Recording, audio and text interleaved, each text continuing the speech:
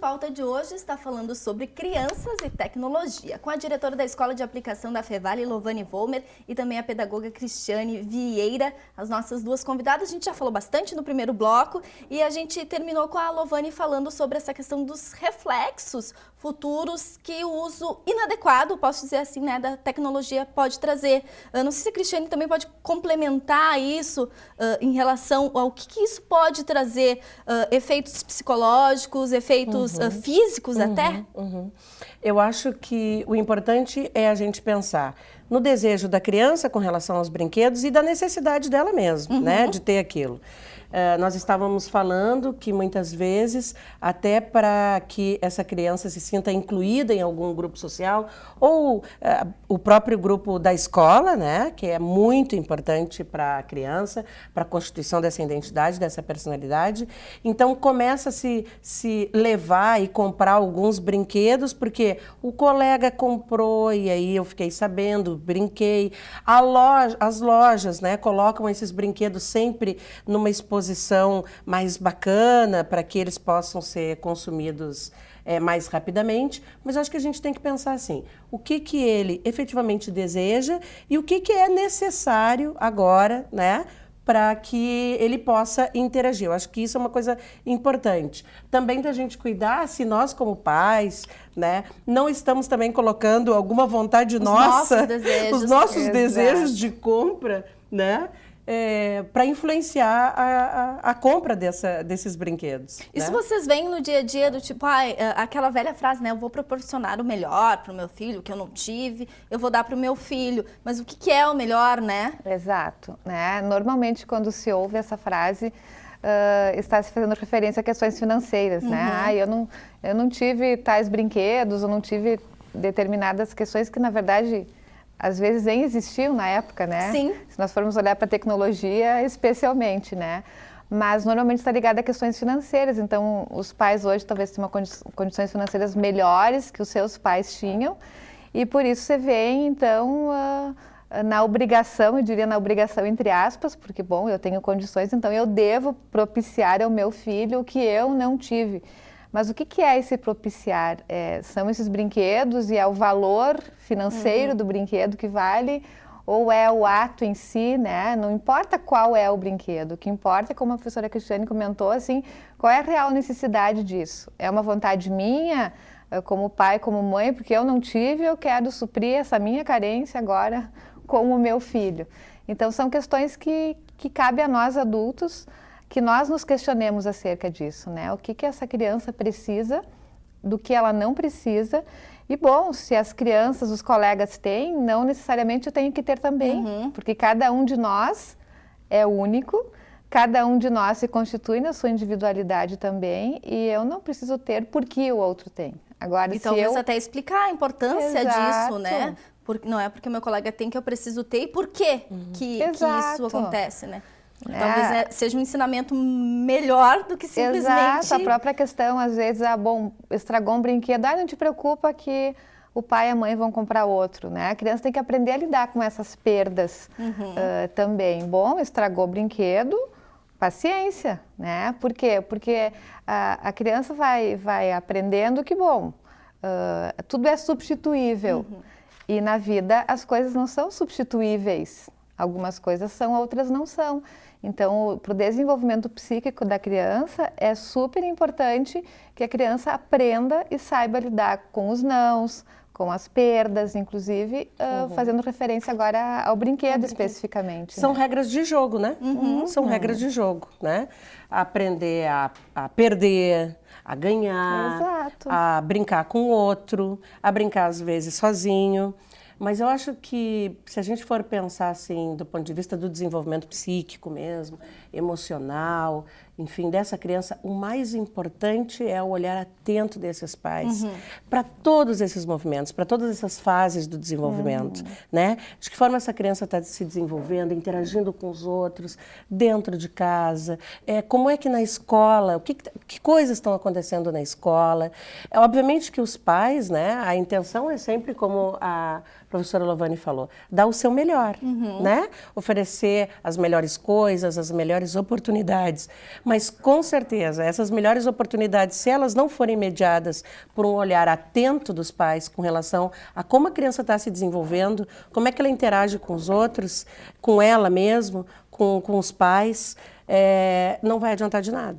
Né? Quer dizer, isso mais tarde pode ter reflexos que, se tivessem sido olhados com um pouquinho mais de atenção, nesse período da infância que é tão importante, não pudessem ser remediados ou não terem acontecido. Eu fico pensando, talvez, que em casa os pais podem estar pensando, bom, a gente falou bastante em exagero tecnológico, passar muito tempo na frente da TV, do tablet, do computador, mas o que é esse muito tempo? Por exemplo, tem um limite de horas? Como medir isso? São sinais que as crianças dão? Né? Como observar? A gente falou muito em observar, mas como fazer isso? Uma vez nós tivemos um caso, né? Eu tenho formação em orientação educacional também, e o currículo da Cristiane era muito grande, não deu para falar em todo o início do programa. Não tem problema, Tá ótimo. Então, nós tínhamos uma situação na escola que era um pai e uma mãe que vieram colocar que tinha um menino, que eles estavam muito preocupados, porque esse menino passava o tempo inteiro na frente da televisão, né? Então, quando ele não estava na escola, ele chegava e ficava na frente da televisão. Então, nós estávamos conversando, e eu perguntei um pouco sobre a rotina da família, né? O menino muito atento sempre às coisas e interagindo, mas realmente ele passava uma grande parte do tempo assistindo televisão especificamente. E aí, conversando com os pais, o pai um pouco mais calado, mais quieto, daqui a pouco ele disse, bom, professora, eu tenho que dizer uma coisa. O que eu mais gosto de fazer quando eu chego em casa é ficar na frente da televisão. A maior parte do tempo que eu passo em casa é na frente da televisão. E a mãe, pois é, nós já conversamos sobre isso bastante. Então, quer dizer, a criança está tendo uma referência ali, um né? comportamento. E a criança está tendo essa referência, né? Que muitas vezes ele, então só um pouquinho. Também tem uma parte desse tempo que ele passa na frente da televisão que ele passa na frente com o pai, né? Então, isso é o que está referenciando ele também, né? Não fica muito tempo assistindo televisão, não fica muito tempo... Mas eu fico. Mas eu fico, né? Então, quer dizer, a gente não pode ter também um discurso dicotômico, Exatamente. né?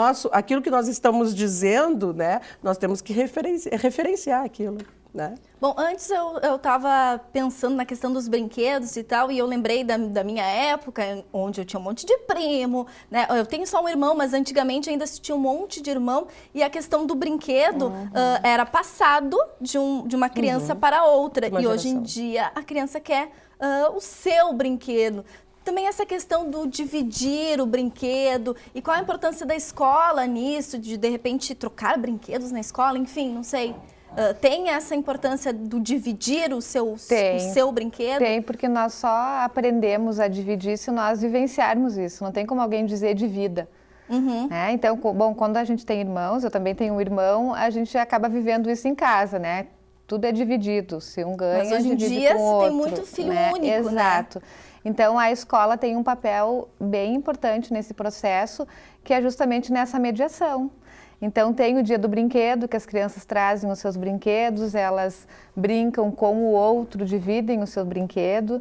E o espaço que eu comentei anteriormente da brinquedoteca, ele é bem importante nesse contexto, porque é ali que as crianças vão criar esse mundo do faz de conta, né, em que cada um vai ter o seu papel naquele imaginário que eles vão criar ali e vão dividir, quer dizer, agora, eu já peguei o brinquedo. Bom, hoje eu brinco, depois eu te dou e a gente vai trocando. E aí eu acho que a professora Cristiane poderia comentar de uma proposição que tem agora para, né, nesse mês de outubro. No mês da criança. Exatamente. Tem uma proposta aqui da pedagogia com a escola de aplicação. Isso. Justamente, do curso de pedagogia, do diretório acadêmico do curso de pedagogia e também da escola de aplicação. Uma campanha de doação de brinquedos, né? que nós estamos fazendo. Vai durar durante todo o mês de outubro. Os pontos, então, de coletas no Campus 1 e no Campus 2.